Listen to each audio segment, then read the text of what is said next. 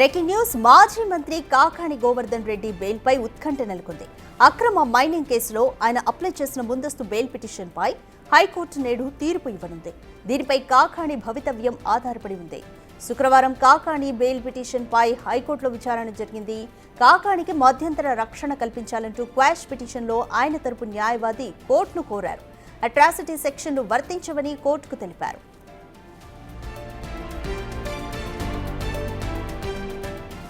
Atrocity చట్టంలోనూ bail ఇవ్వొచ్చని supreme court తీర్పును high court దృష్టికి తీసుకెళ్లారు. దీనిపై స్పందించిన హైకోర్టు ధర్మాసనం తీర్పును రిజర్వ్ చేసింది. ఇవాళ ప్రాసిక్యూషన్ వాదనలు విన్న తర్వాత నిర్ణయం తీసుకుంటామని స్పష్టం చేసింది. ప్రస్తుతం కాకాణి అజ్ఞాతంలో ఉండగా ఆయన బెయిల్ పిటిషన్పై ఉత్కంఠ నెలకొంది.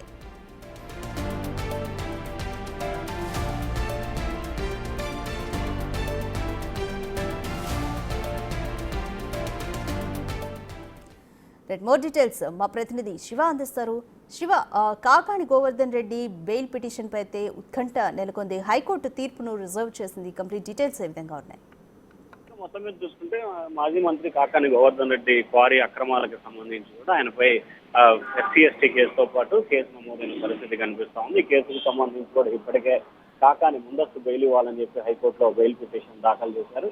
పిటిషన్ కి సంబంధించి విచారించిన ధర్మాసనం కూడా దీంట్లో తదుపరి చర్యలు తీసుకోవద్దంటూ ఎటువంటి ఉత్తర్వులు ఇవ్వలేమని చెప్పి కూడా న్యాయస్థానం అయితే తీర్పు వెలువరించింది. అయితే దీంట్లో అదనంగా సెక్షన్లు ఏర్పాటు చేశారు. ఎస్సీ/ఎస్టీని కూడా నమోదు చేశారని చెప్పి కాకాణి తరపు న్యాయవాదులు, ప్రభుత్వ తరపు న్యాయవాదులు చెప్పడంతో ఇరు వర్గాల వాదనలు వింటామని చెప్పి కూడా చెప్పడం జరిగింది. అలాగే దీనికి సంబంధించి కౌంటర్ దాఖలు చేయాలని చెప్పి న్యాయస్థానం ఆదేశాలు జారీ చేసింది. అయితే ఈ కేసుకు సంబంధించి ఈ రోజు పోలీసులు కూడా కౌంటర్ దాఖలు చేయబోతున్నారు. కౌంటర్ దాఖలు చేసిన తర్వాత ఇరు వర్గాల వాదనలు విన్న తర్వాత న్యాయస్థానం ఈ రోజు కాకాణి అంశానికి సంబంధించి అంటే దాదాపుగా బెయిల్ ఇచ్చే అవకాశాలు, ముందస్తు బెయిల్ ఇచ్చే అవకాశాలు అయితే కొంత తక్కువగానే ఉన్నాయి. కానీ ఏ రకంగా ఉపశమనం లభించబోతుంది, కాకానికి సంబంధించి కండిషన్స్ తో కూడుకున్న బెయిల్ ఏమన్నా ఇస్తారా, లేకపోతే విచారణ సహకరించమని ఆదేశాలు జారీ చేస్తారా, లేకపోతే బెయిల్ పిటిషన్ డిస్మిస్ చేస్తారా అనే ఉత్కంఠ అయితే కొనసాగుతా ఉంది. ప్రస్తుతం కాకాణి గోవర్ధన్ రెడ్డి అయితే మాత్రం అజ్ఞాతంలోకి వెళ్ళిపోయిన పరిస్థితి కనిపిస్తా ఉంది. ఆయన నెల్లూరు, అలాగే సర్వేపల్లి, హైదరాబాద్ లో కూడా పోలీసులు బృందాలుగా ఏర్పడి గాలింపు చర్యలు చేపడతా ఉన్నారు. కానీ అతని ఆచూకీ మాత్రం